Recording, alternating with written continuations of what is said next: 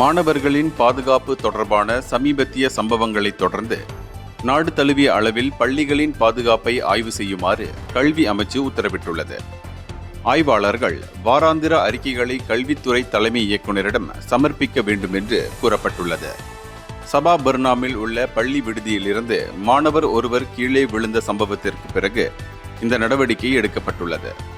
இந்த ஆய்வறிக்கைகள் கல்வி அமைச்சரிடம் சமர்ப்பிக்கப்பட்டு தேவையான நடவடிக்கைகள் எடுக்கப்படும் என்று கல்வித்துறை தலைமை இயக்குனர் டாக்டர் முகமது அசாம் அகமட் தெரிவித்தார்.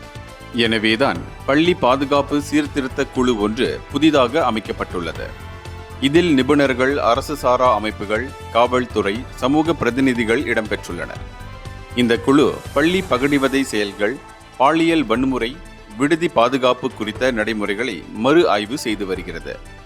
அது மட்டுமின்றி அதிகாரிகள் பள்ளிக்கு முன் அறிவிப்பின்றி சென்று கண்காணிப்பை வலுப்படுத்தவும் பாதுகாப்பு நடவடிக்கைகளை மேம்படுத்தவும் அவர் உத்தரவிட்டார். இந்தியர்களின் இதய குரல் மக்களோசை.